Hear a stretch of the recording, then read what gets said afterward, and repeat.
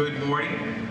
I'm Mayor Rocco Yeargin, the City of Green, and I'm going to welcome you to our first Engaging Green. The purpose of these meetings, which we hope to host about twice a year going forward, is to create a place to connect with other businesses, resources, and the City of Green. We want to connect people to spark opportunity. Thank you for joining us this morning. Let me take a moment to thank our various sponsors.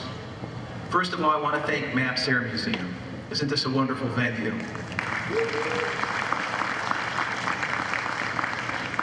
I hope at the conclusion of today's presentation that you're able to take a few minutes to mull around. This is a unique aircraft museum, and one of the things that Maps does really well is tell the story of American military history through the lives of local heroes. So take a minute, look at the planes. There's a lot of planes outside. When we're done, I hope you enjoy your visit. I want to thank the Akron-Canton Airport, who's our breakfast sponsor, the Greater Akron Chamber, and the Green Area Chamber. In addition to our sponsors, there are several elected officials with us today. You know, the most important, I think, is Jack Daniels, our state representative. Jack, up here in the front.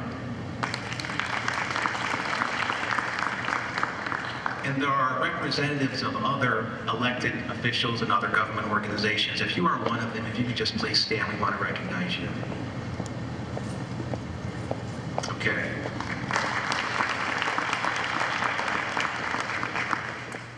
Thank you for all that you do to help create, fund, and support the many programs that we're going to talk about this morning.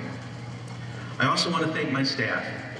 So who's here? Wayne Wheathy, our planning director. Where are you, Wayne? Hi, Wayne. Many of you in our business community have worked with Wayne over the years. He's a great resource to our city and a wonderful member of our staff. Heather Russell, our Economic Development Administrator. Thank you, Heather. Valerie Warford, our Communications Manager, and her staff were very integral to putting on today's seminar. Also, Kelly Lavico, my assistant way in the back. She does all the little things that makes the big things possible. Thank you, Kelly. There are many other city employees attending today. If I could please ask you to stand, I want to recognize you for just a moment. You work for the City of Green. Please stand up.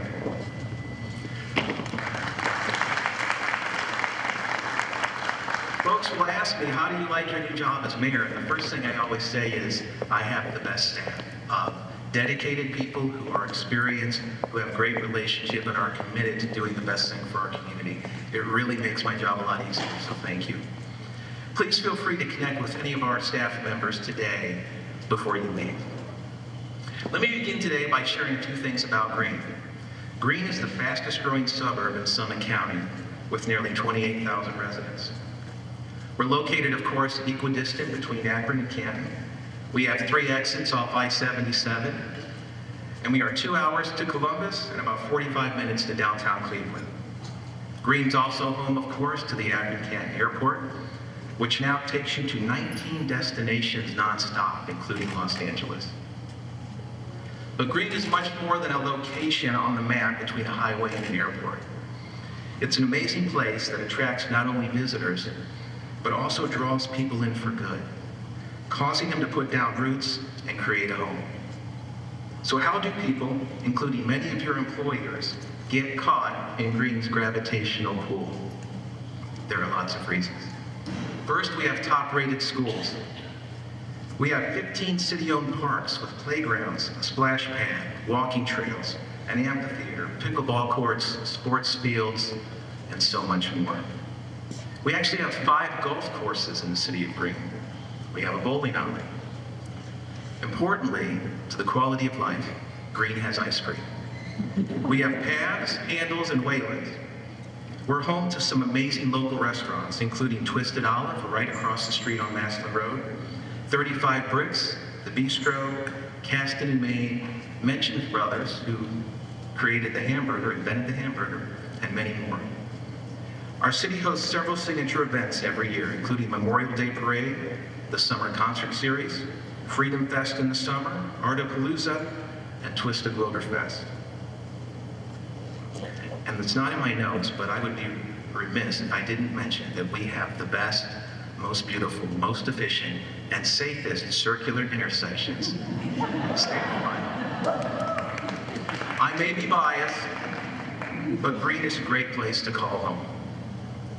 So let's talk about today. Of course, as a mayor, I've only been on the job since January. It's important for any mayor to understand the challenges facing our local business community. The business sector is, of course, in many ways, the heartbeat of who we are. Business drives our tax revenue. It pays for amenities that make our community such a great place to live. It brings a sense of life and vibrancy that's key to community aspirations. In many ways, and in a very real sense, your success is our success. But that also means that your problems are our problems. So it's important to find out what makes our business community tick.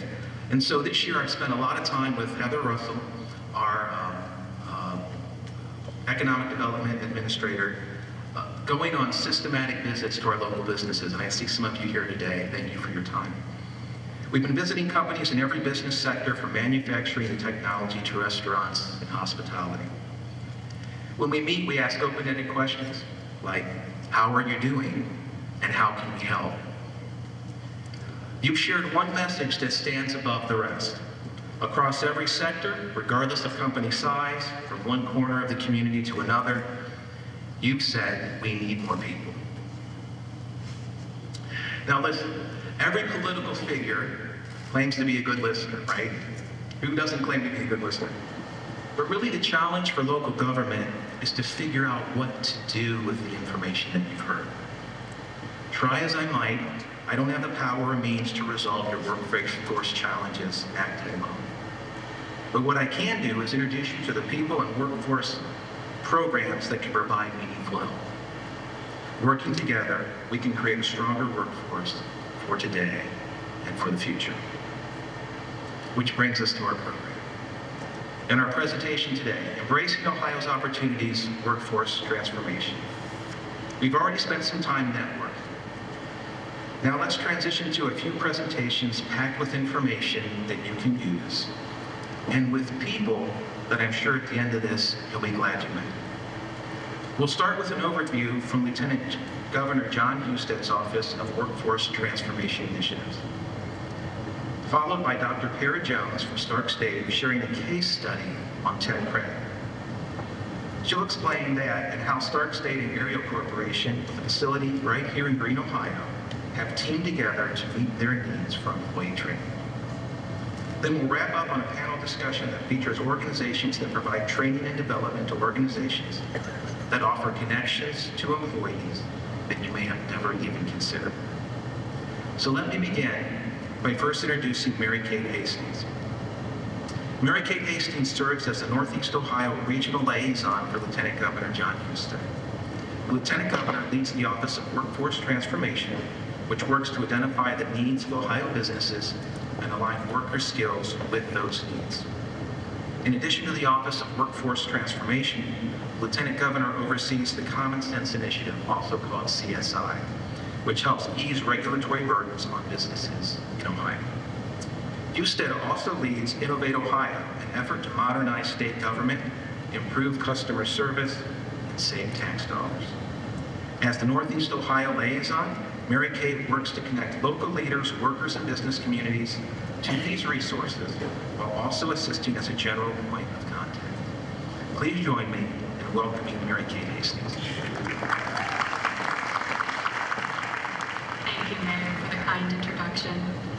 My name is Mary Kate Hastings, and I serve as the Northeast Ohio Regional Representative for Lieutenant Governor Jon Husted. The Mayor did a great job highlighting and outlining the Lieutenant Governor's role in developing Ohio's workforce and ensuring that Ohio is a great place to live, work, and raise a family. I will repeat some of the things that he said in my bio just so you understand the Lieutenant Governor's role in doing this. The Lieutenant Governor serves as the Director of the Office of Workforce Transformation. The Office of Workforce Transformation works to identify the needs of Ohio businesses and align worker skills with those needs to close the skills gap and get more people into rewarding careers. That's a big lift. The Lieutenant Governor also oversees the Common Sense Initiative, which works to eliminate burdensome regulations that hinder economic growth and job creation in Ohio. Additionally, he leads Innovate Ohio, an effort to modernize state government, improve customer service, and ultimately save tax dollars. Today, I will be focusing my remarks on the Office of Workforce Transformation and some of the programs they offer to enhance Ohio's workforce, starting with Tech Cred. Tech Cred is one of our most popular programs. Show of hands in the room, who is currently or has previously used Tech Cred? I am seeing a lot of hands. This is great. I know that the presentation following mine by President Jones will do a deep dive into this program, so I will only give a general overview of Tech Cred. Tech Cred essentially helps employers upskill their current and future employees by reimbursing the training costs for tech-focused credentials. Employers can be reimbursed up to $2,000 per credential, $30,000 per funding round, and up to $180,000 per year. To be eligible, a credential must be industry recognized, meaning it has to be a legitimate credential where you earn some kind of a certificate or certification. Technology focused, which could range anything from Microsoft Excel to advanced manufacturing, and short term, meaning it has to be completed within 12 months. Employees must earn a certificate or certification at the end of the training to be eligible for the reimbursement. The previous round of Tech Cred funding ended on September 30th, and the next round is open on November 1st. So for those of you who are interested in using this program, you have time to create your OHID and get moving. The Individual Micro-Credential Assistance Program is similar to Tech Cred in many ways, but it was created with individuals in mind, helping individuals interested in a training program and earning a micro-credential on their own. Training providers who partner in this program can receive up to $3,000 per credential earned and up to $500,000 per year. These training providers could be institutions of higher education, career technical centers, even private businesses. So if any of you are interested in learning more about how to become a training provider, please see me after this presentation. This program is open for all Ohioans. This includes high school juniors and seniors, so those of you who are maybe in the career technical education space, this is a great opportunity to look into for your high school juniors and seniors. And it's also open to incarcerated individuals who are eligible for release within 12 months. Like Tech Cred, the credentials earned must be tech-focused, short-termed, and industry-recognized. And the current list of eligible Tech Cred training programs is the same for IMAP.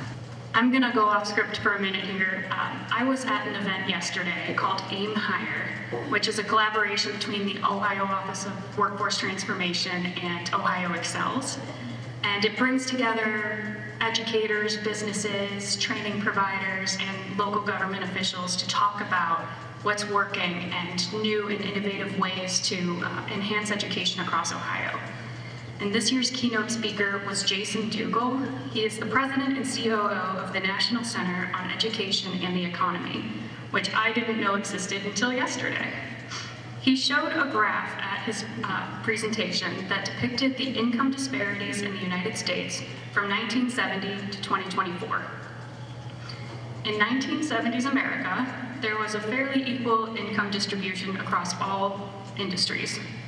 In 2024, that distribution is wildly different.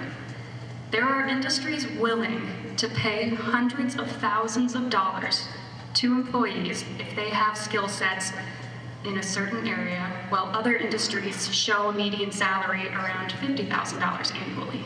That's a huge difference. Jason went on to explain that many of the face-to-face clerical jobs are decreasing in demand, and new and emerging technologies are taking the place of some of those roles. Companies are willing to pay top dollars to compete for the few applicants with qualifications in AI technology, cybersecurity, IT specifications. The low number of people with these skill sets is drastically driving up the demand.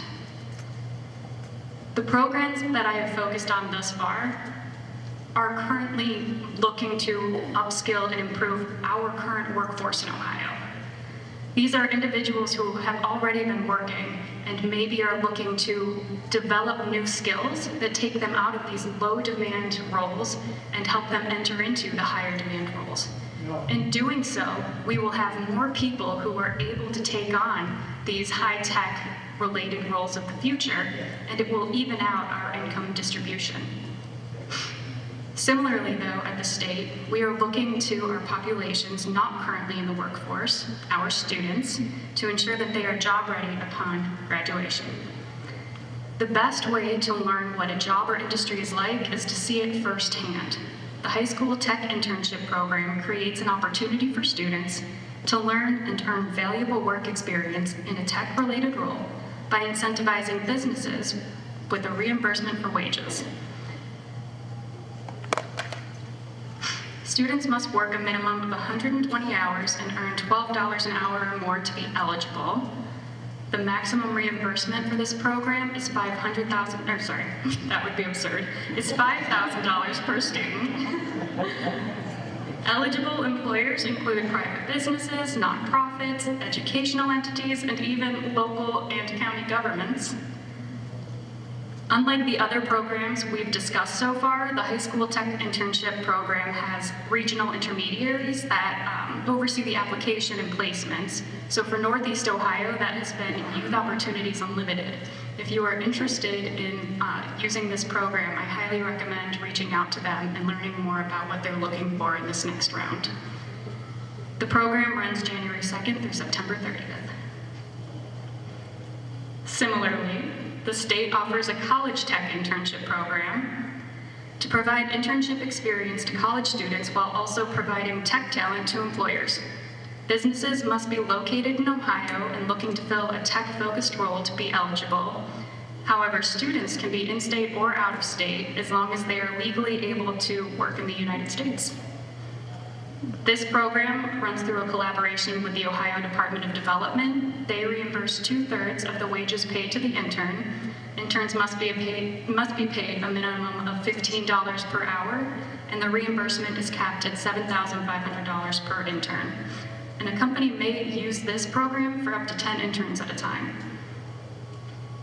Applications for this program are currently closed, but placements begin November 1st, and I'm excited to see how many people in this region are participating.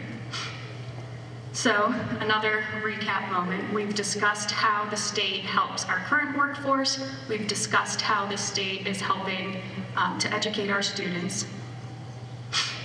Now I'm going to talk about collaborative efforts that we make with communities to kind of help build everyone together.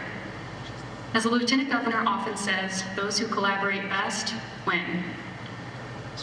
The Industry Sector Partnership Grant helps fund a collaboration between businesses, education and training providers, and community leaders to create a more skilled workforce. In this region, we are lucky to have Connexus NEO, the Northeast Ohio Polymer Industry Sector Partnership, and the Stark County Manufacturing Workforce Development Partnership as grant awardees for the Industry Sector Partnership Grant. If you are interested in applying for this grant, you need to have a collaboration of multiple employers with a regional or industry-specific focus in mind. This year's grant is currently open, so if this speaks to you as something you might be interested in creating for this region, please see me after this presentation and I'd be happy to connect you with more resources. The application period does close on October 31st at 3:00 p.m. Now, on top of funding opportunities for training and internships and community collaborative efforts, the Office of Workforce Transformation also provides educational resources for the communities across Ohio. Our Career Pathways Toolkit was created with businesses, teachers, students, and parents in mind to help people who don't know what they don't know. There are so many different ways to get to the career that you want, and not every path is the same. It helps highlight programs like College Credit Plus for those students who do know what they want to pursue, and they know that it requires a college degree, and they know exactly what program they want to focus on. and it helps them start taking those courses while they're in high school to save them money in the long run and help them get ahead on their degree. It also talks to parents and teachers and businesses about industry recognized credentials. This helps students who maybe don't know that they want to go to college or are interested in a certain line of work so that they can start earning these credentials and make themselves more employable upon graduation. It's a great collaborative effort for businesses who are looking to get more students into their industry to partner with these different programs and provide resources for the schools to help educate these students. It also highlights career technical education, which I think you've seen in Ohio. Across the board, the state government has been paying attention to the success that career technical education has had. We have invested money in equipment and expansion programs. We have been touring and visiting and seeing what is out there for our students and seeing how these programs can help get students job ready and earning both soft skill development and technical skills while they're still in high school. And it also highlights the pre-apprenticeship programs where students can earn and learn while they're in high school.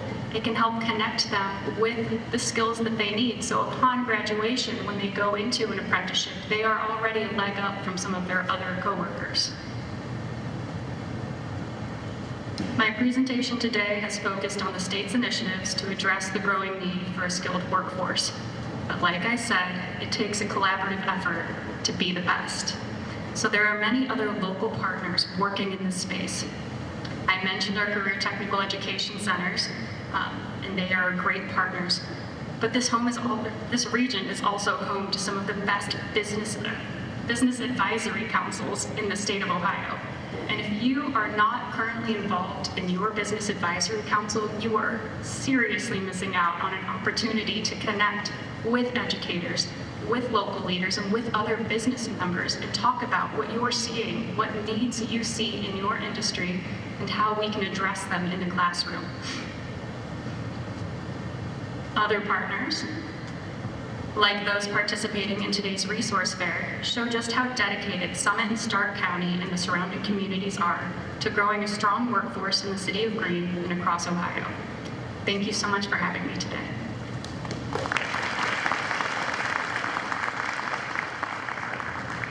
Thank you, Mary Kate.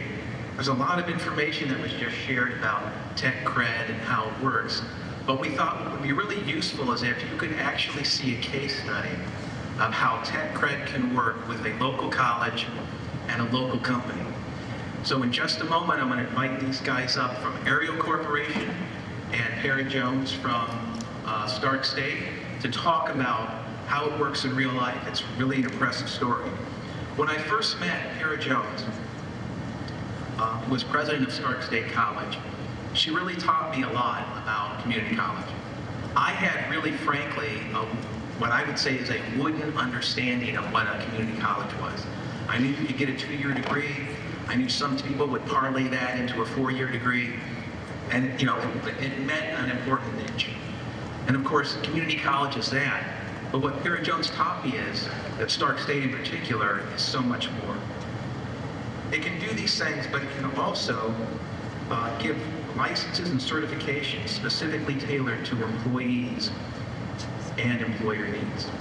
From CDL to welding certificates to oil and gas certificates to automotive skills and everything in between, employees can take specialized courses to learn a new skill or to perfect an existing skill. They can basically be nimble and flexible, is the name of the game that I learned from Ariel. Stark State can actually design courses to meet the specific needs of your company. They'll actually sit down with you and talk about how we can give you trainings, certificates, licensures that you need without the commitment for courses that you don't need. Perry taught me just how flexible and creative Stark State can be to solve your specific workforce development challenges. So let me tell you a little bit about Perry. She's a Stark State College president. She's deeply committed to Northeast Ohio students, the businesses, and our communities, as evidenced by her more than 30 years of service at Stark State. Dr. Jones began her academic career at Stark State and worked in various leadership capacities. from Director of Marketing to Vice President, before being named President of Spartanburg Community College in South Carolina. After 3 years at Spartanburg, Dr. Jones returned to Stark State College in 2012, where she continues to serve as president. Prior to academia, she worked in corporate marketing and communications for Roadway Express and as a technical editor for Goodyear Aerospace. She holds a PhD from the University of Nebraska, an MBA with honors from Ashland University, and a bachelor's degree magna cum laude from the University of Mount Union. Dr. Jones' passion for the community college mission is driven by her belief that students are best served by affordable, quality education that leads to rewarding careers in our community and region. She's a recipient of the Shirley P. Gordon Award of Distinction and the Phi Theta Kappa Ohio Region Distinguished President's Award. She currently serves or has served on several boards of state, local, and professional organizations that are frankly too numerous to mention here. Joining her today are two individuals from Ariel Corporation. Ariel Corp is the largest manufacturer of reciprocating natural gas compressors in the world. It's setting the standard in quality, reliability, and customer support. Since 1996, Ariel has shipped over 70,000 compressors in over 100 countries. Ariel maintains a reputation for safe, rugged, and long-lasting equipment. Ariel also happens to have a facility right here in Greene, Ohio. From Ariel is Adam Ridenbaugh. He's the manager of corporate environment, health and safety, EH&S, and apprenticeship at Ariel. He's been with Ariel since 2010 and served in multiple roles in software development, IT management, and now HR management. He was previously a software developer and analyst at Battelle Memorial Institute. Adam completed his double major in computer science and mathematics at Capital University. Finally, Blake Scanlon is the manager of training and development at Ariel. Previously, he was the head of learning and development at the Timken Company and served in other engineering and sales positions. He was also an engineer at SKF CR Seals and Northrop Grumman Corporation. Blake completed his mechanical engineering degree at Iowa State University, an executive development program at the University of Virginia, Darden School of Business, and a Master's of Education in Lifelong Learning and Adult Education at Penn State. Please join me in welcoming Dr. Perry Jones, Adam, and Blake. Thank you. It is really great to be here with you. And as I look out here, I can't help but reflect on where we are. I'm the proud mother of a naval flight officer. So this is just reminiscent of his first deployment, being in a big hangar, planes outside. Of course, lots of people were in the hangar wishing their loved ones a fond farewell. But this is a fabulous place, Mayor. I can see why we're all so proud of it. So I'm here to talk a little bit about a topic I absolutely love. Mary Kate Hastings gave you a terrific preview of all the things the Lieutenant Governor and the Governor have been doing around workforce. All of our legislators are supporting this, and it's because you, the business community, are telling us that for the first time in the history that we all know of Ohio, I'm not saying back to 1954, 1955, I'm saying in our living history, we are seeing skills gaps, we are seeing excellent jobs without people, and we're seeing a need to step it up when it comes to education and workforce. And so I'm really excited to talk about Stark State College. You can't have a president come up to the podium without first, sorry Blake and Adam, talking a little bit about Stark State, but we wouldn't be what we are today without all of you. So the first thing I want to say is Stark State, which was founded in 1960, is great in workforce because of the businesses we have served since the founding of our college. You've made us great. So let me tell you a little bit about Stark State College today. Although you may think of us as small, we're not. We're the fourth largest of Ohio's 22 community and technical colleges. We serve about 14,000 students each year, and then in addition to that, we have all those customized training programs, non-credit programs for business and industry.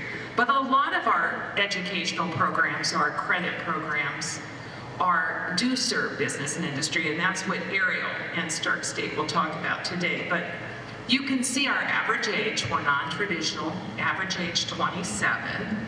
We are mostly female these days, and that's not unusual in higher education. We're trying to address that in many ways, and I think one of the best ways is to say we have so many great jobs that are good for men and women that we need to get more men back into the college environment. But what I think is really interesting, and this is something I've been around for a long time, increasingly, we are no longer seeing students who are students, full-time students. We, as a community college, had more full-time students 5 and 10 years ago, and certainly 20 years ago than we have now. More and more students are really taking the pathway Mary Kate described. They're working for companies while they go to college, and you'll hear a little bit again from Ariel about how that's done at the Ariel Corporation. We're diverse. Many of you know we now have an Akron campus where 54% of our students are minorities. 54%. Now the good news about that is that we are able to help all students not just get a degree and pursue a pathway, but pursue a pathway to a high wage job. We have so many of them now in our region, and so many that are looking for talent. So we're excited about being able to fulfill that. Quality education, I talked a little bit about how we ensure quality, but it's important to note, because I know we have friends in the room from the University of Akron, and so it's important to note that we have the same accreditation, Higher Learning Commission accreditation, as all the other colleges and universities. Now, to the typical person, why is that important? It guarantees university transfer, so it's very important. We teach the same courses, same textbook, same qualified faculty in terms of academic credentials, and our faculty often have, because of our programs, deep business credentials to add to the classroom and to the teaching and learning experience. Importantly, we have programs that are accredited by their respective accrediting bodies. Engineering technology, for example, is ABET accredited, the Accreditation Board for Engineering Technology. That is a rigorous process to go through, and all of our health programs are accredited by their respective accrediting bodies. Again, very important in nursing, surgical tech, dental hygiene, and so on. And we have unique partnerships. I mentioned University of Akron. We have a direct connect relationship with the University of Akron, and students love this because they can begin their education at Stark State and immediately get connected to the University of Akron through Direct Connect. They have an advisor, they have a zip card so they can begin using all the amenities at the university, and more students are looking for that kind of smooth, seamless pathway, so we're proud about that. I mentioned NeoMed, you can see it on the slide. With NeoMed, we've had more than 30 years of partnership that includes our students having a seamless pathway from an Associate of Science, that's a 2-year degree, to the pharmacy doctoral program.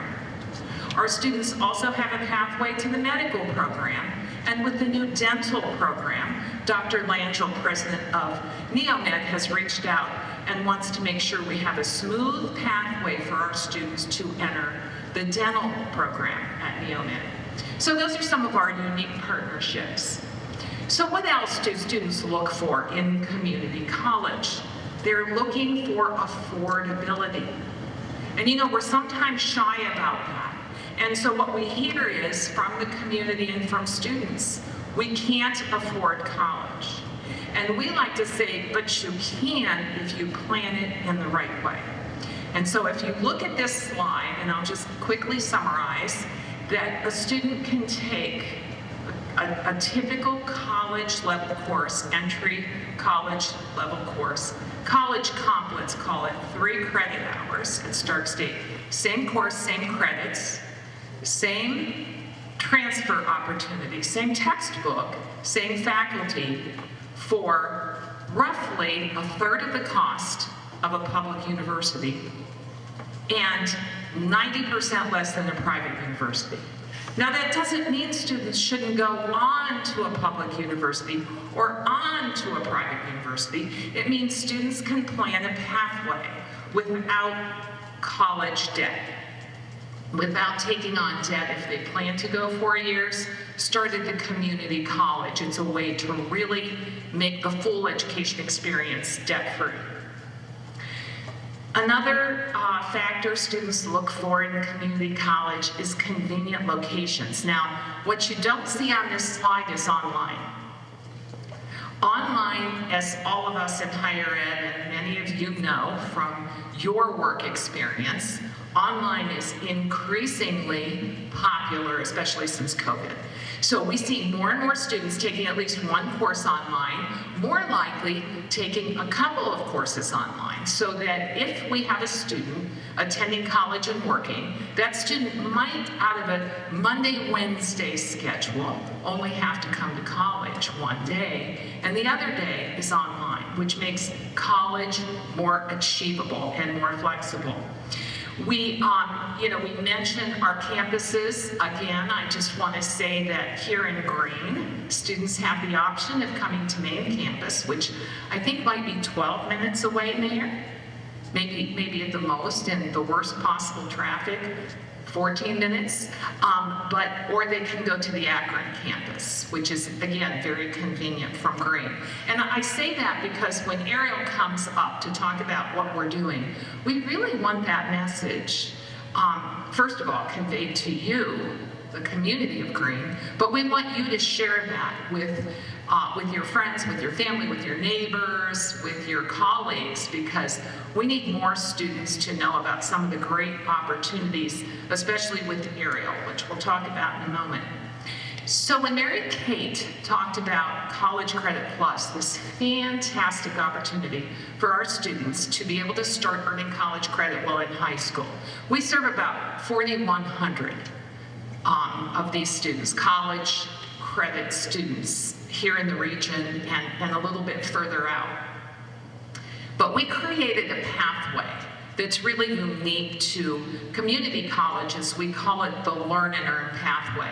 We in Columbus State were the first 2 community colleges to launch a College Credit Plus pathway in high demand fields like HVAC, engineering, technology, and some health fields. Welding is a growing, popular College Credit Plus program for us, fire science. So these are some opportunities for students who are truly interested in earning that college credit, but also thinking about the career pathway. Just last night, I was attending, some of you may have been there, the Akron Community Foundation Polsky Award event, and I sat with a gentleman who, believe it or not, when you hear this story, has triplets. His triplets, 2 boys and a daughter, 2 sons and a daughter, attend 2 different high schools. And his son is at Archbishop Hoban, which he was telling me his son is just so engaged in a pathway Archbishop Hoban has with Stark State in HVAC with the K company. So this young man who's a junior spends half his day in high school and half his day in the HVAC program, not at Stark State, although he has come to our main campus where we have a lab occasionally, but he spends half his day at the K company, where we participate with K company in providing hands-on and the theory behind HVAC. And he was just saying how this has really transformed his son's interest in a career. He now has this passion and is certain he's following an HVAC career. He's going to start his own business and be a millionaire. So that's the kind of future hope students can really derive from these Learn and Earn pathways. So I'm building up to this whole employer piece, and I talked about how Stark State College really is very good at workforce because of you, because of the employers. And on this slide, I've listed just a couple of our employers. I know you recognize them. You're going to hear a little bit more about Ariel in a moment. But I do want to point out one employer you might not recognize, and that's Sandia National Laboratories, which is one of the two U.S. nuclear research and development laboratories. Sandia is in Albuquerque, New Mexico, and they have been recruiting our engineering technicians for more than 40 years.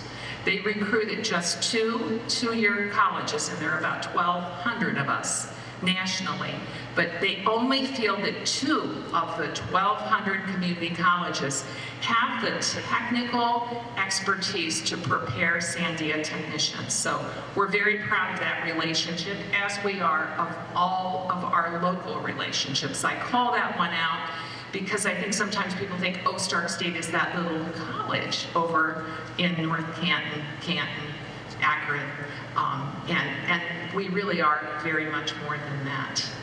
So, as we talk about helping employers with workforce needs, before we get into Ariel, Mary Kate, you did such a good job on Tech Cred that I feel like I might just be repeating, but since I serve on the Governor's Executive Workforce Board, I feel the Lieutenant Governor is saying to me, tell those employers that they have to apply for Tech Cred, right, Mary Kate? So, let me tell you a little bit about Tech Cred. It is truly a unique program because I've been serving on the Governor's Executive Workforce Board for more than 7 years. I've seen the evolution of Tech Cred from exactly what Mary Kate talked about. It started as a way to really upskill digital workers. And then as the employer, stepped up and said, wait a minute, what about EMS, EMT? What about healthcare? What about some of these other fields? And certainly manufacturing is digital these days, and we'll talk about advanced manufacturing with Ariel, but it's also welding, not just robotic welding, but welding, it's automotive. So all of these programs are now included in Tech Cred because the employers have indicated that it's important. Mary Kate focused on credentials. Let me just pause for a moment, because I've heard the Lieutenant Governor at multiple meetings talk about why are credentials important. Well, we could talk to you about a credential is this and it's that, and it's recognized nationally, and it's recognized by an industry sector. But here's what I've heard the Lieutenant Governor say multiple times. It's portable. Now, we know you're all interested in hiring and training and keeping people. We get that. That's your employers. That's what you're supposed to do. But from the state's perspective, being able to educate and prepare people with portable skills so that the individual can continue to grow and move up within your organizations and maybe sometimes beyond your organizations. That's the true goal of Tech Cred and the investment that the state is making in this very innovative program. So I think if I were to say what's most important, I would reiterate Mary Kate's description that, yeah, it's technology focused, but it's everything. When I read the list of technology, and honestly, I had to go to the Tech Cred website because there are people in this room who honestly are better experts on Tech Cred than I am. Is Jean Barbado here? Jean. There she is. Just don't be shy. Stand up, Jean. So Jean's with Connexus, and she is a Tech Cred expert, can help you. I need to introduce my team too. So Amy Lane, Amy Geyer, and Drew Felber, all from Stark State here at the front table. They're being way too shy. They are Tech Cred experts. I can tell you the principles of Tech Cred, and I can tell you that a great partner like Ariel's using Tech Cred and why that's so important. But look at the various technology-focused programs, the broad program areas. And if you don't see something for your company, guess what? You can get it added. It's very easy to do. Just go to the Tech Cred website. I have it listed here. You'll see the list of current credentials and I see somebody taking notes, take notes. And honestly, just Google Ohio Tech Cred. The website will pop up. And if you don't see a credential for your organization, you can add it. You can add it.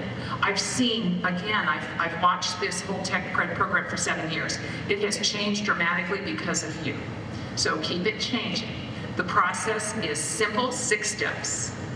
I mean, it's 6 steps. Again, go to the website. I know it probably seems like who wants to get, here's what we hear from employers. Okay, well, we don't want to fill out all that paperwork, right, Jean Barbado? Jean can help you fill that out. So don't let a little bit of paperwork, and I don't think it's as bureaucratic issue as maybe it used to be. The Lieutenant Governor has really improved the whole process. So I do encourage you to take a look at it. It's fantastic. It can help you. It can be your partner in upskilling your workforce. So before I bring Blake and Adam to the podium, I want to mention how important the Ariel Corporation partnership has been with Stark State College. Blake Scanlon, who you'll hear about in a moment, or you'll hear from in a moment, actually worked for the Tipton Company for a long time.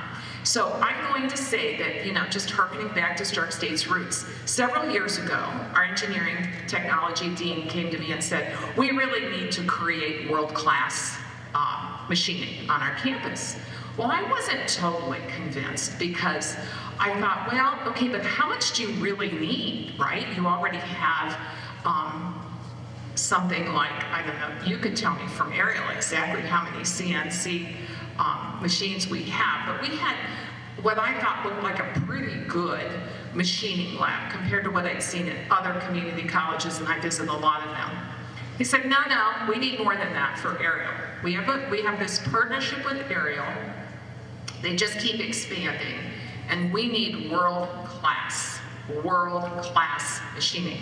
So we set out with Ariel to really improve our machining lab on our main campus, and I can tell you, it is world-class. And I say that really having traveled to Germany. When Governor Kasich was governor of Ohio, he asked me to go to Germany on an education mission and really look at the German system of education apprenticeship training. And so I got to see a lot of wonderful labs, classrooms, and I came back and said, they don't hold a candle to our world-class machining lab. More important than the world-class lab is a company that is using it 24/7 for upskilling workforce. And just because they may not brag, I will for a moment about Ariel, because you have Ariel right here in green, more than 200 employees. Maybe Mayor, one of your largest employers. So let me just, from my perspective, because I've worked with a lot of employers over the years, unlike many companies, and again, they're in a unique position, and Ariel's the first to acknowledge, they're a global leader in reciprocating natural gas compressors, world leader. That means they have resources, but they do invest those resources in their employees, and it's something that we have been able to really collaborate in, because as Ariel has grown, so has our partnership. A couple of years ago, we awarded 250, correct me if I'm wrong, I think it was 250 machining certificates in 1 year to Ariel Corporation Associates. I think that's a world record. I can't imagine any place, any company awarding more than that. Now that was at Mount Vernon. And those of you who know where Mount Vernon is, it's about an hour and 20, an hour and 30 minutes from here. But Stark State has been training both at Ariel's headquarters campus and at our main campus for the Green facility for 20 years. And that's a relationship we highly value. I'm not going to say it's easy, guys. It's probably not easy for them to understand us, and it's not easy for us to understand them, but by sitting together on a regular basis, I think we've been able to cut through the cultures that are different in education and business. And so what I'm going to do is invite Adam Ridenbaugh and Blake Scanlon, and they'll tell you a little bit about Ariel, which I know you're all anxious to find out. They're kind of a quiet company, but as Galen Roush, the founder of Roadway Express, said, a whale only gets harpooned when it comes to the surface. So when you're big, you don't have to talk about it. So we're really, really lucky to have Ariel here to tell us a little bit more about the Ariel Corporation. So it's my privilege to welcome both Adam and Blake.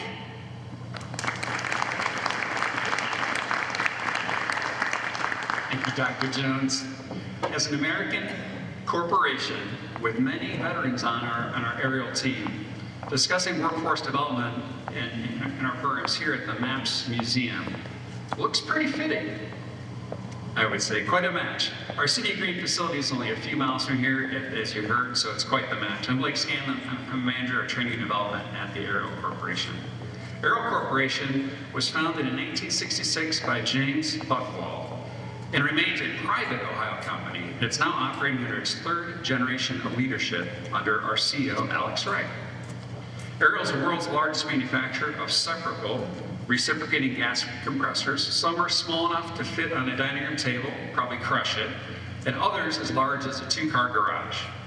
You may not know, because I talk about these compressors, but your home's hot shower today, your warm house, the electricity was likely provided by natural gas. And to get to your home, it probably flowed through many Ariel compressors on its journey to you. This year, the company hit a production milestone exceeding 71,000 units that have shipped over 100 countries. The company has world-class manufacturing processes and product designs, with quality as the foundation of our success. And we operate under an ISO certification. Our 1,800 plus employees help us sustain actually a 24/7 work schedule at our Greene, Mount Vernon, and New York campuses, where we have over 1.4 million square feet of production space. Ariel has multiple training locations. The Mount Vernon headquarters training center opened in 2017 and is a dedicated building with over 70,000 square feet exclusively for customer and employee training. The facility was purpose-built as the company progressed through prior buildings. The company used all that experience to design this impressive facility that has dedicated classrooms, a large auditorium, and multiple hands-on training labs. We have dedicated full-time trainers, the machinery, the compressors, and all the necessary equipment to support our employees' learning. We duplicated that facility in 2023 with the opening of a training lab here on our Greene campus, which supports on-site training in our apprenticeship program. Our partnership with Stark State, we have trained on-site at their North Canton campus, as Dr. Jones mentioned, investing and utilizing their impressive labs and excellent instructors for many years. As you were likely assuming, Ariel conducts many training programs. Our high school's fundamental program develops young adults and introduces them to manufacturing. It complements their classroom study in this company-paid position. We hosted an open house last night as part of our recruiting for this year. Our pre-apprenticeship program works with students who are in local career technology centers, building on the skills they learned there with the real-world experience that we can provide. The state of Ohio fully credits our apprenticeship program, and I'll talk about this program next. College students who are enrolled in an engineering program can complete a co-op experience that provides the real-world exposure to multiple engineering disciplines. We provide customer product training classes for everyone who uses an Ariel compressor anywhere in the world on their job. These classes advance their skills and aid their employers' success. Our employees are provided with professional development programs, and that includes many critical soft skills and leadership development programs as well. My partner, Adam Ridenbaugh, leads our state-registered apprenticeship program. These rigorous 3 to 5 year programs focus on the industrial disciplines of machining, assembly, and maintenance. These curriculums use over 40 accredited classes from Stark State College, and this leverages Ariel and Stark instructors in all the facilities that I mentioned. Our participants will complete a one-year certificate and earn several career enhancement certificates along the way. We utilize Cred, as you heard, with our apprenticeship and our professional development programs. We also have the option, or those employees also have the option to continue for a full 2-year associate degree. We also go beyond this with tuition reimbursement for 4-year college and master's level programs. As you can see, workforce development is a cornerstone of our strategy at the Ariel Corporation. Our partnership with Stark State College has been ongoing for over 20 years, and over 1,100 Ariel employees have earned college credits through this partnership. But it's far more than just courses and credits. It's developing talent here in the state of Ohio, where meaningful and successful careers coexist with an employer, our employees, and a great college that realizes how we can achieve mutually beneficial success together. I do want to recognize all the supporting staff from Stark State College for making this possible, along with a few key players: Steve Tornero, Dr. Don Ball, Dr. Leda Gibson-Shreve, and of course, Dr. Kara Jones. And Adam and I will remain here for the rest of the great event, and we really appreciate the collaboration and support, and look forward to answering any questions that you have throughout the program. Thank you very much. Thank you, Kara, Adam, and Blake, for sharing about your collaboration. It's really a terrific example of how working together with the education and business community can create a wonderful result. So I hope the information is helpful, but I also hope that you take a minute to talk to these folks, because really the relationship is key, and they've demonstrated that. At this time, I want to invite our panelists to join me. We're going to do a panel discussion to finish out today. We want to be careful of our time and honor yours. Once they're seated, I will introduce each of them and give them a few minutes to share about their organization. So if our panelists can come this way. And while they're making their way to the table, I had said to you earlier, one of our great partners is the Green Public School System. And you might ask, well, what does that have to do with business development? And what I'll tell you is, anyone who moves to Green wants to know about the quality of our schools, and we're always happy to say they're very highly ranked. We know that companies go where people are, and people go where quality schools are. So I want to introduce one other person, Julie, man in the back. If you could just wave and say hi to people. If anyone has any questions about our public school system, Julie's a great advocate and a tremendous ambassador for that program. Now that everybody's seated, I want to quickly introduce each person and give them just a minute to share about their organization. Dr. Jones, you've shared a bit already. Is there anything else you'd like to add? No, just if you have questions. If you have questions, all the smart Stark State people are right here at the front table. Next to her is seated Tanya Budler. Tanya is the founder and managing principal of Rise Together. It's an impact consulting firm that transforms local ecosystems to welcome international newcomers into the workforce. As a people-centric problem solver, Tanya started her career in the private sector by building global youth programs, orchestrating international events, and leading workshops across 8 countries. Her career has since expanded in government, serving as an Economic and Social Recovery Fellow in the Office of the Governor of Connecticut and contributing to workforce efforts at the U.S. Department of Transportation. Inspired by the immense potential at the intersection of public, private, and nonprofit sectors, Tanya made the bold move to Northeast Ohio in January of 22 to establish Rise Together. She holds a bachelor's degree from Dartmouth College and a master's degree from Harvard's Graduate School of Education. So Tanya, what would you like to say about Rise Together?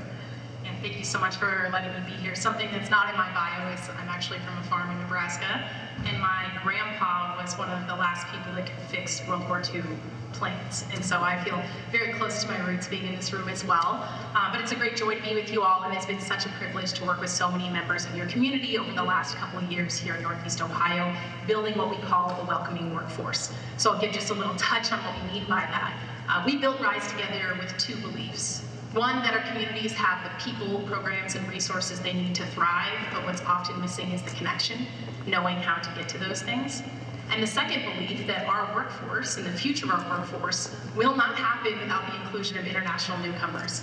And we can get into those details later, but we say international newcomer to represent anyone not born in the US. So it could be a refugee, an asylum seeker, an immigrant, international student from many of our universities. No matter where they come from, they need a place to feel connected, and they also can fit your workforce needs. And so the first thing we do is partner with local government, whether it's Mayor Walters in Cuyahoga Falls, where we started, or here in Summit County, where we're currently working. And we figure out three important questions.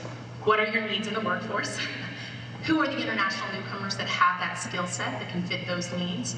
And then third part that I think is the most important, do you have the right things to make them feel at home? So maybe you have the perfect match between a job and a newcomer population, but do you also have a halal grocery store? Do you have resources in the school so their children can thrive? And when you put all those together, that's when you get a welcoming workforce. We're so grateful. There's so many partners of our coalition, including Mayor right here, that are in this room, and really looking forward to speaking with you guys today. Thank you, Tanya. You know, her organization is close to my heart because you that know my story, my mother's an Italian immigrant. In the late 1950s, my family immigrated from Italy. They were poor, but my grandfather wanted to work hard without a job, cutting people's lawns. And really because of their bravery coming here and having the opportunity to start over in the United States, I'm before you today. So I'm very proud to be working with Tanya in this effort. Next we have Chris Canova. He is a CEO of Jobs for Ohio Graduates. Chris has been with Jobs for Ohio Graduates, it's also known as JOG, since 1993 and became the executive director in 2002. He also serves as CEO of JOG Ohio, the coordinating body for 6 state affiliates of Jobs for America's Graduates, also known as JAG. Locally, over the past 8 years, Chris has expanded services from a 3-county radius to 8 counties, allowing more young adults to receive programming that equips them for their present day and the journey ahead. He holds an MBA and MBA in economics and is a certified workforce development professional. Additionally, Chris has been designated as an emerging leader and selected to the American Express Nonprofit Leadership Academy. He's a member of Leadership Ohio and a nationally certified JAG trainer and site accreditor. So Chris, please tell us, what is JOG? Well, thank you, Mayor. I'm honored to be here, and I see so many community partners that we work with on a daily basis. So, Jobs for Ohio Graduates works with young people 16 to 24 years of age, and our main goal is connecting them to opportunity. Those opportunities take the avenue of Stark State, other training institutions, as well as employers. Namely, we work with young people who may not be transitioning to education. That being said, we help them to create a career pathway plan that connects them, hopefully, to something positive after they graduate. We work with 2,000 young people in Summit County, over 5,000 people statewide. A number of the programs that we were talking about today, from Cred, and many others, we connect our students to. So we are a user of the system and make sure that our young people know the resources that are available to them.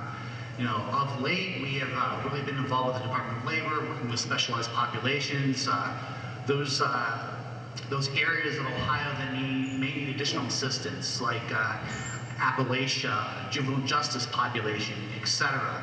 So it's not just about working with mainstream young people in many school districts across Ohio. It's about working with those young people who are not necessarily being connected to those opportunities that some of us find very easy. We're the people that they know that can help them, and we take that very seriously. So very proud that we're here today representing many of the youth across the state of Ohio, and looking forward to sharing. Next is Mary Kate Hastings. We've introduced her earlier. Mary Kate, do you have more to add about the Lieutenant Governor's office? No, but if you have any questions, please feel free to see me after this presentation. Finally, to my right is Kim Redmond, who is Superintendent of Portage Lakes Career Center. Kim has been the superintendent of that organization for the past 6 years, bringing decades of experience in education. Her career journey began in a classroom as a teacher, progressed through leadership roles as a principal, and eventually led her to serve as a traditional superintendent before joining PLCC. Kim is dedicated to empowering students and shaping the future of workforce education. Please tell us what we don't know about PLCC. Well, we are a best-kept secret, I think. We serve juniors and seniors from 4 school districts: Coventry, Springfield, and Manchester. And we serve about 600 of the students that choose to leave their home high school and come into our school. We are, again, about 5 minutes away. We also serve adults who are seeking to upscale, to find a new career or re-enter the workforce. And we also partner with many, many businesses. Recently, we were awarded a $6.5 million grant to expand into a dental assisting program and renovate totally our welding lab. And State Representative Jack Daniels was there, and he said something that I thought was very revealing. About 10 years ago, he served as a board member for Portage Career Center. And when he took a tour earlier in the year, he said, it is so different. And we are small and we are mighty, and we partner with many other people. But what we do is we can pivot very quickly when there's a new idea that comes or a new need within the community. In addition, we partner with Stark State College with our fire program. Our students participate on our campus, and then they go to Stark State and they leave us as high school graduates with 16 college credits. What I like to say about Portage Lakes Career Center is we're small enough to pivot, but we're small enough also to know your name. Every one of us knows our students, whether they are adults or high school students, know their name. Kind of like the Cheers TV show, right? Remember that? All right, well, thank you. Thank you. So, to start off our discussion, I'm going to pitch a nice softball question to Tanya to start us off. In the coming years, an unprecedented number of folks will leave the workforce as the retirement rate reaches an all-time high. What additional talent pools should employers consider, and how can your organization play a role in connecting employers to this talent? It's a great question. And I apologize, I'm a very extroverted person, so I might flail. I don't want to talk too about it too. I want to start by answering this question with the data, because I do think sometimes people need to understand why this question is not just nice, but necessary. So right now, every single day, 10,000 baby boomers are reaching retirement age. That means 10,000 people could leave our workforce every single day. So then you look on the other end, how many are entering our workforce?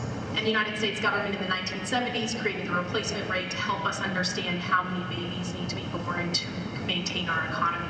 That magic number is 2.1 births per woman, and right now we're at about 1.6. So we have a lot of people leaving the workforce and not a lot of people coming into the workforce. That is a serious problem.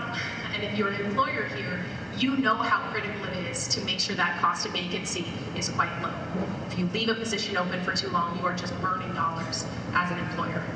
So what does that look like in the United States? By the end of this decade, which is just around the corner, 2030, we're going to be 8 to 10 million workers short in our economy.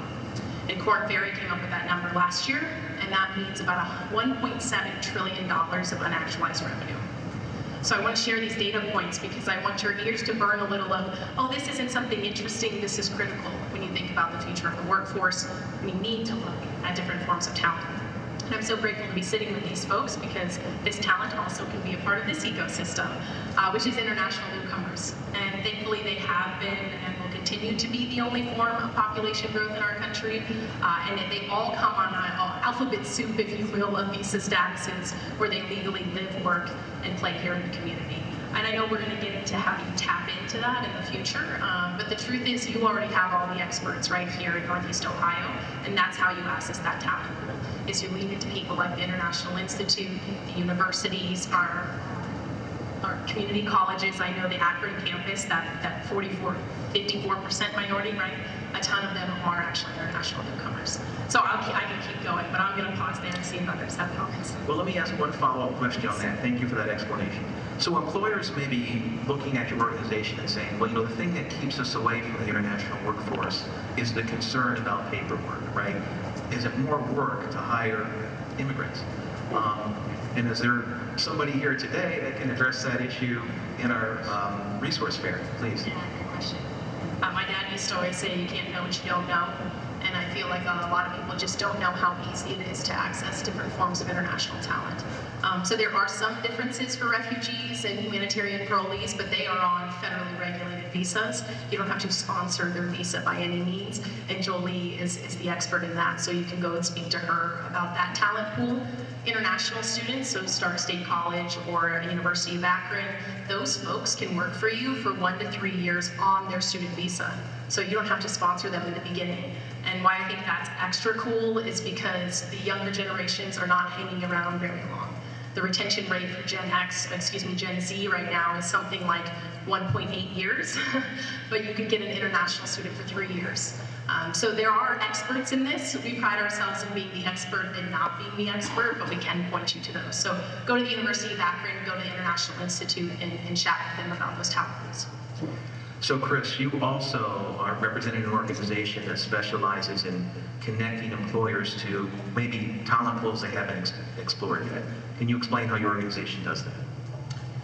Well, a couple of different ways. From the education perspective, we have relationships with school districts. So a good example would be the Akron Public Schools and the college and career pathway system. So what we do is we're the connector, right? So we help the young people to be exposed and gain experience with employers throughout the school year and during the summer. So as an example, and my team's here, Rachel and John, they recruited 389 employers to work with these young people this summer. So it's not just about working with the education system, but it's about talking to employers about what their needs are, and really kind of defining what is a realistic pathway to making sure that the employers are getting what they want and need from employees, and that the young people have realistic expectations about what an employer needs to happen, right?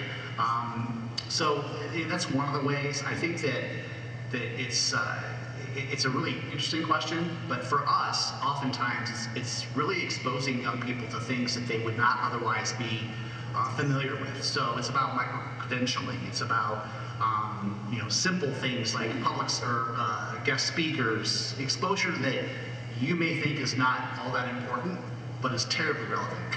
And this also applies for the immigrant population. We have a significant group at North High School. I believe there's over 60 languages spoken at North High School alone. So it's about realizing that we have an untapped labor or workforce that shows up, that works hard, that wants to do well for you, the employer. So I think connecting is the biggest thing. It looks to me like Kara might have something to add to this. Well, I have had the privilege, I'm looking at Drew Felber, who is our Director of Admissions, but also runs our Akron campus, and I've talked to so many new Americans at our campus, and in many cases, they come from their countries with a lot of academic credentials that just aren't recognized. So I've actually met people who have master's degrees who are pursuing CDL, commercial driver's license, because they want to get a foothold into a job. They know it's 5 weeks. And they, as I like to say, can go from 0 to 60 because starting wages are $60,000 for someone driving and can be much higher if they drive over the road. So we do see a lot of new Americans moving into some really high demand, high wage areas quickly just to begin. But we've worked with some great companies in the region who routinely go through IIA and hire individuals, new Americans, and work with a language barrier and find that they have a workforce that's talented, they skill up through us, and a workforce that's really loyal. And Kim, I know that I think many people don't appreciate that folks, 18-year-olds graduate from PLCC with job-ready certifications. And then you also instruct adults. Can you address how PLCC kind of meets that need employers have for an untapped resource? Sure will. One example that I will give you is our fire academy. We have a student from Greene who graduated this past year, participated in our fire academy, received credit from Stark State as well. He's currently finishing up his college at Stark State and working for a local fire department. So we are preparing 16, 17, and 18-year-olds for the workforce, and they're ready. We have partnerships with Ohio Gradings, which is an international company as well, who brings our students in as seniors and employs them, gets them ready, and partners with us to say, what are the skills that we need to work on within the classroom to be better at what they do. So we're very proud of our students. Thank you. Mary Kate, do you have anything to add? Yes, I would say, a lot of the programs that I discussed previously are partners for a lot of the work that's done here in bringing in new populations. I would also like to highlight Ohio's IP Promise. When bringing in international students to our universities, the IP Promise is a collaboration and agreement with a lot of Ohio universities saying that the intellectual property that you come up with while you are enrolled in one of Ohio's colleges is yours. And not many other states have that. A lot of universities, that knowledge and that research becomes a part of the university. But in Ohio, we have that great pathway to kind of attract new students from all around the world. Let's talk about workforce development for a minute. And I know, Mary Kate, why don't we start with you, because from your perspective, you interact with lots of colleges, universities, and as well as employers, and can see those needs and how to match them. How can employers create a culture of continuous learning to ensure their workforce stays current with evolving technical demands? There are so many ways to answer that question. I would say recently, in a lot of the conversations I've been having, the biggest barriers for employers in the workforce are childcare, transportation. Actually, I would say those are the two big ones, childcare and transportation. And being able to look at things like that from an employer standpoint and think, how can I bring on new employees and make them be able to retain this job long term? I'd love to use an example. In Wayne County, the Scheckler company saw the need for childcare in their community, and they decided to address it themselves. They now have 120 children enrolled in their childcare facility that they provide for their employees. And the state saw how great that was and decided that they wanted to replicate that and incentivize other businesses to do that same work. So there are a number of House bills going through the Ohio legislature that are aimed at creating tax incentives to allow employers to do that, or to partner with other employers in their region to help address that and bring more people into the workforce that can stay in the workforce. Additionally, transportation being a barrier for the workforce. I know there are a couple different community partners and also employers that are looking into out-of-the-box solutions for that, whether it's rideshare programs and van pools, where they partner with other employers to assist with the transportation issues, or communities that are looking for low-cost public transit. I know Columbiana County does a great job with their CARTS program in providing an affordable route to and from work. I think that there are, I think I went way off topic there, but there are so many great things to learn from individual communities and share them with the other communities. And eventually, there's no one patch fixes all solution. I think everyone has to come together and to think of innovative ways that they can help address this solution, or address this problem. So Kim next, and then we'll go to Para. Speaking of transportation, our seniors quite often go out for employment and practice, internships and apprenticeships. And we had difficulty because our students could not get into the job because they did not have their driver's license. So 2 years ago, we solved that problem by offering driver's ed on our campus for free for the students and families. And what a big difference that has made. It's created a little bit of a traffic issue in Green, I would say. And there's been some complaints about that. In addition, we need more parking spaces for our high school students and adults. So it is a matter of see a problem, fix a problem, and then move forward. And Tara, with regard to the flexibility issue, I mentioned earlier that I really had an outdated understanding of technical school or community college. Can you speak to how flexible you can be to meet these workforce development needs? Sure. I mean, we introduced you to a global company, Ariel, but I think there are probably some companies in this room who are working with Stark State College. Is there anyone here from McAfee Tool? Because McAfee has been a long-time partner of our college, so smaller company, right? Successful, smaller company. that has relied on Stark State. Again, McAfee will hire people and then send them to Stark State for a certificate or degree program.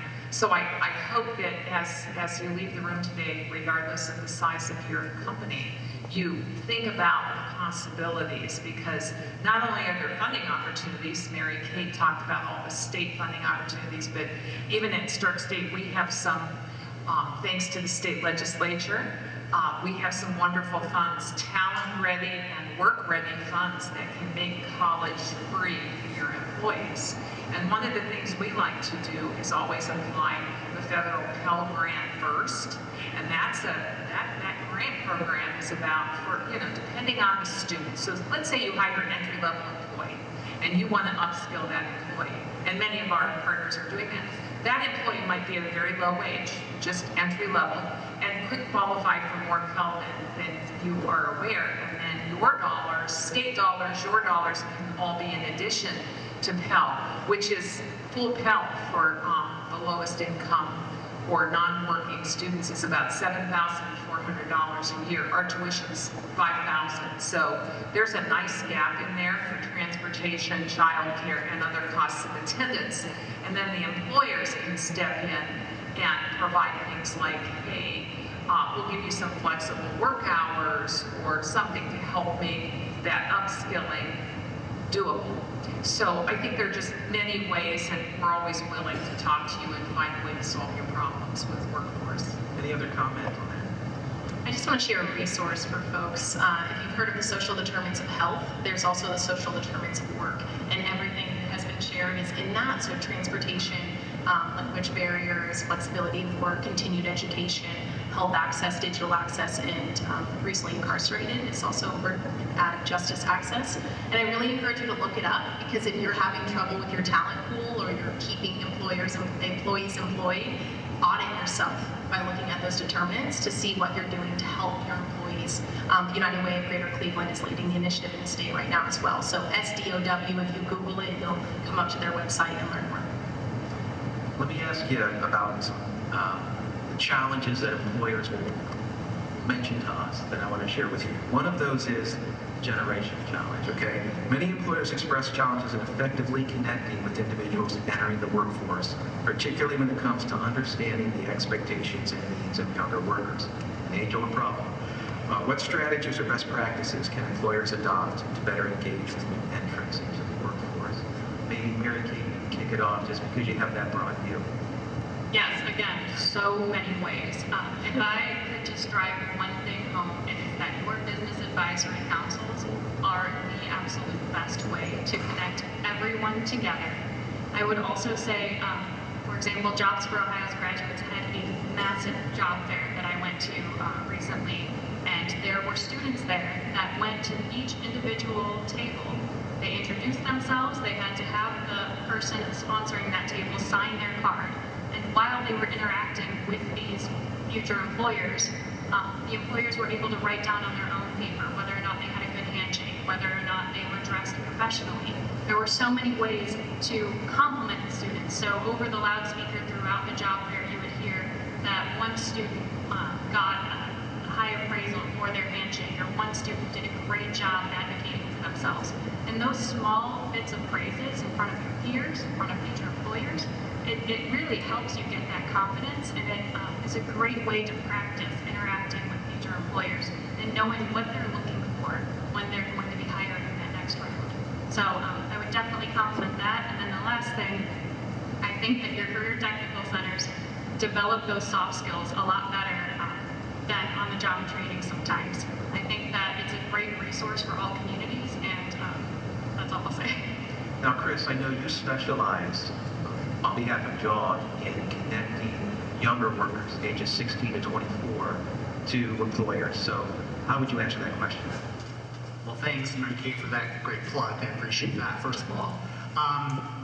Soft skills matters, but it also means you have to look internally as a business, right?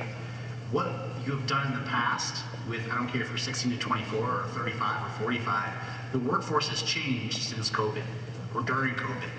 And the same policies, procedures, specifically training, that took place prior probably needs to be tweaked, looked at, addressed.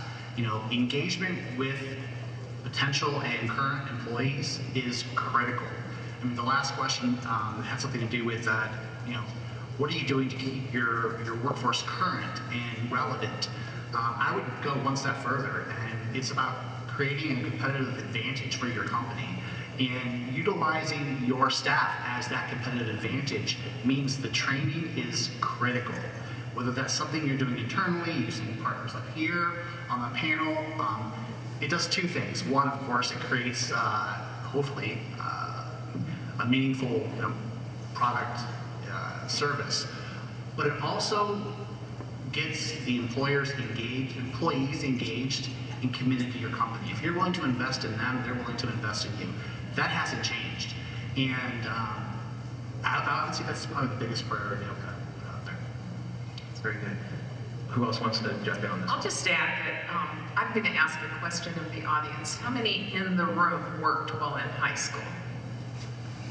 Okay, how many would say that your work experiences taught you just as much in many cases as you think back on your life as your educational experiences? I know. So, I mean, we're proof, right? And what we know as we look at data is that today's youth are unemployed at higher rates than previous generations of Americans. It's a problem.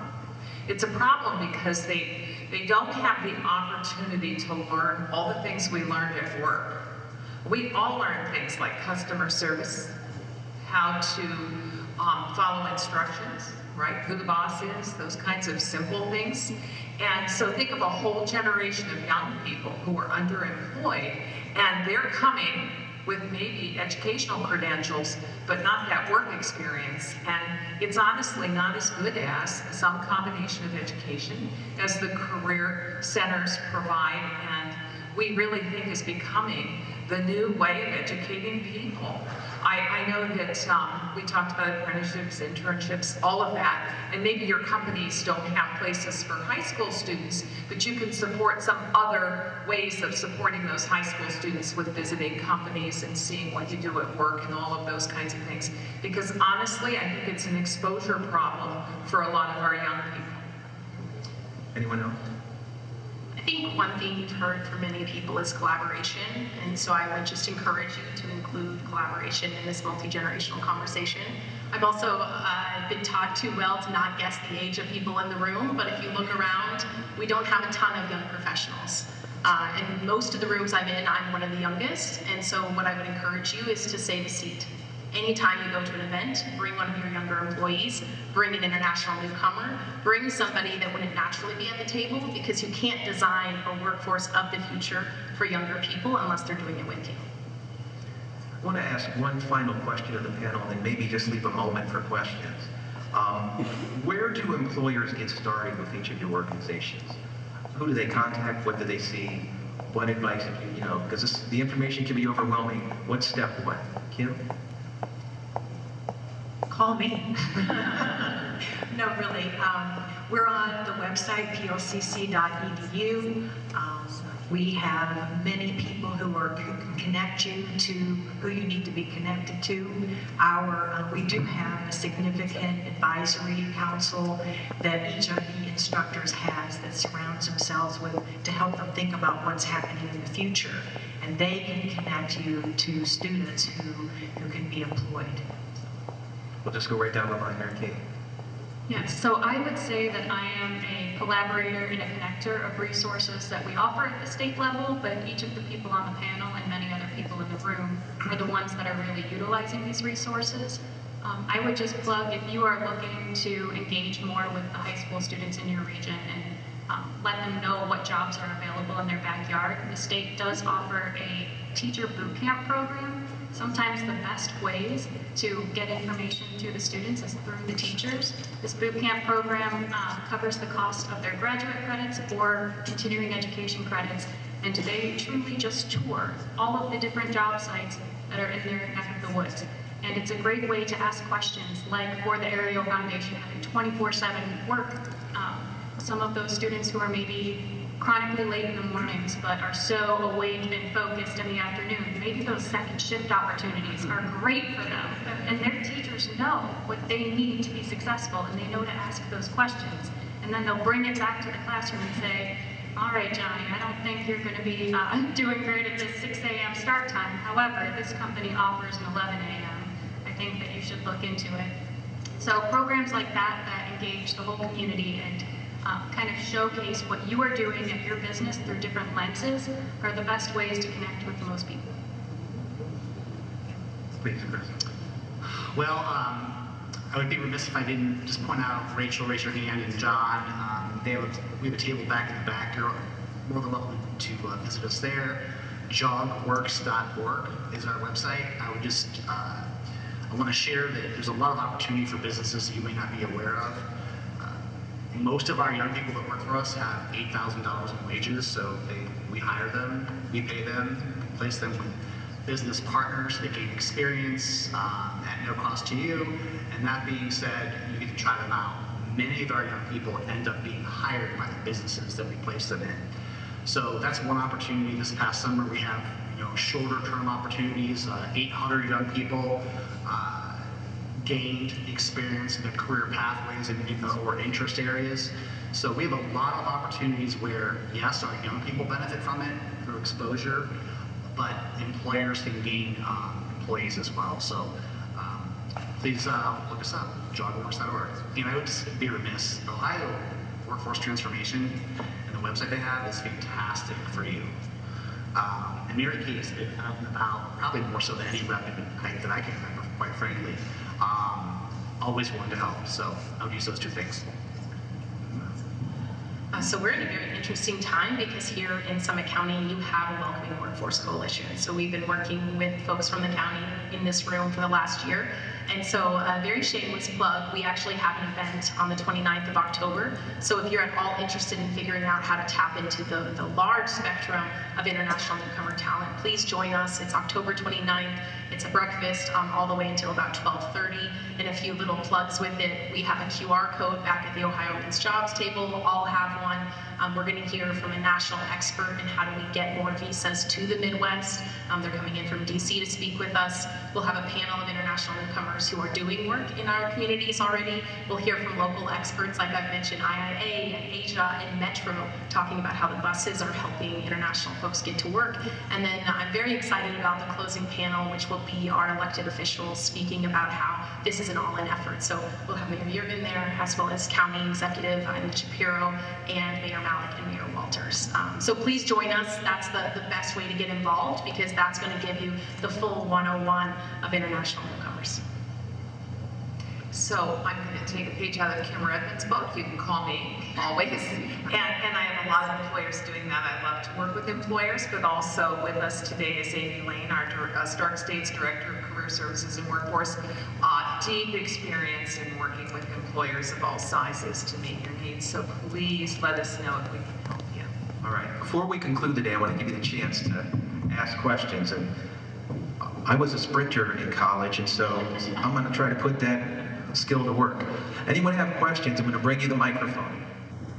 I don't know if this is the right panel or not, but if we have, as you mentioned, 10,000 baby boomers coming out of the workforce every day, why is the federal and state government still distributing unemployment? Because I don't think anyone in this room that has a business is not short people, but they're not motivated to come to work. And when you have these conversations with them, they got all the help they need from the government. I don't know, Mary Kate, you're the closest maybe to answer that. It's not exactly your wheelhouse, but... It's not exactly my wheelhouse, but there are so many different reasons behind that, and it's hard to kind of pinpoint one. I would say that a lot of the ways that programs are set up aren't 100% perfect. I would say the benefits cliff is huge.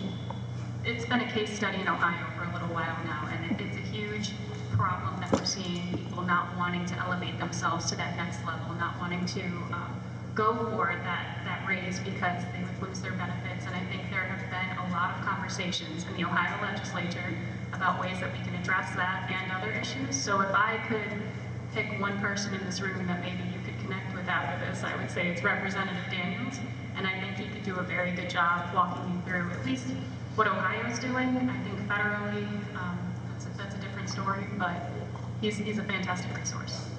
I'm pretty new, so I'm just getting in, but there's a lot of heavy discussion going on at the State House about indexing weeks of unemployment with the unemployment rate. That's one idea that's been talked about, but the benefits cliff is real. So just like taxation, if you pull one string, it has effects on 20 other things. That's kind of the way that unemployment system works too with other benefits, is getting people into that transition away from government subsidy and into the workforce. Can't be a negative for them. Yeah, it's got to be positive. Thank you, Representative Daniels. Anybody else before we conclude? Okay, well listen, thank you for being here today. This concludes our program. I appreciate your involvement, your partnership with our community. We have a comment card at the table. Please fill it out and give us your feedback. We want to do more engaging green conversations. And if you have ideas about information we can bring to you that you can use, we're all ears. Please spend a little time in the resource fair in the back. Our partners will be back there and be able to answer your specific questions about each organization. And then, of course, if you have a little time, please spend it here in the museum. You'll have a wonderful opportunity here. Thank you. God bless.